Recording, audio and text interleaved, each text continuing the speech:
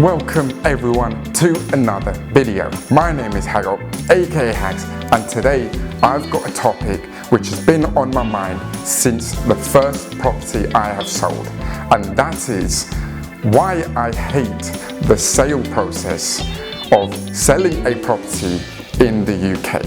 It is an absolute nightmare. I've got a long old list, so sit tight and take this all in, because when you come to sell a house, just be prepared that these things can pop up along the way, and there's only so much you can do about it.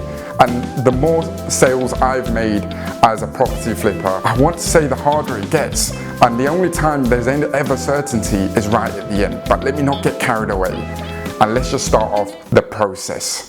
The process itself is one of the longest things I've ever gone through. When I'm buying a house, because I'm an investor, I know what I'm looking for, I try and make this as speedy as possible. So on my end, once I put an offer in, I'm not going back, that's it.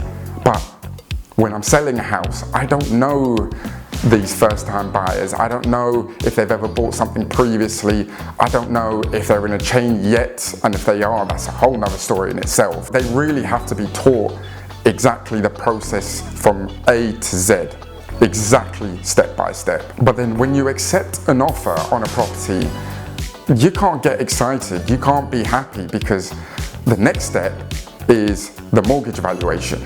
And I don't want to say too much. There's only so much you can do with a mortgage valuation. Either you let them change lender, you sell it to someone else. You can only do so much. Even when you contest it, where you get the chance of providing 3 comparables, I feel like it still goes over their head and they end up being right most of the time. I've not come across where they have agreed with my decision, but thankfully it hasn't happened often. Now, going back to accepting an offer, no one has signed anything. All you get is something called a sales memorandum, which states your name as the seller, the buyer's name, and then both solicitors. Besides that, no one has signed anything. So realistically, that buyer can just keep looking at other houses, they can view other things, they can put offers for other things. So nothing is stopping them from finding another property. While you've already put money down to your solicitor, you've gone out of your way to do all the paperwork, providing it to them, they've got their searches done as well. This can all still be going on behind the scenes. My other point is solicitors. I'm not saying every solicitor isn't great. My one is fantastic. I've worked with her for about 5 years now, but there is a lot out there which are slow. They ask all the questions under the sun, they repeat themselves over and over again, and all you can do is re-answer the same question. And my other point, which has happened to me in the past, which is a reason why I've had to change estate agent. So when you accept an offer, an estate agent will put the house as sold subject to contract. You will see here exactly what I mean. That listing slowly goes down and down the Rightmove pages and pages and pages as you are selling it to someone else, which is perfectly fine because you found a buyer, right? But not in this case. If the buyer does pull out, then what happens? The sold subject to contract sign disappears because the agent will take that off and they will make it look like the listing is back. But how far down do you think this listing is now? 5 pages? 10 pages deep? Who on earth is looking there?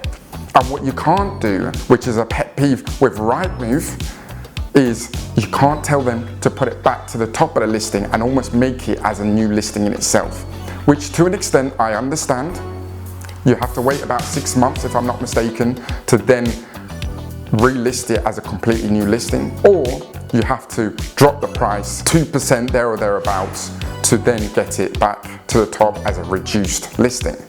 But what if you don't want to reduce the price, because then it's too low and you know it's worth the higher figure that you put it at?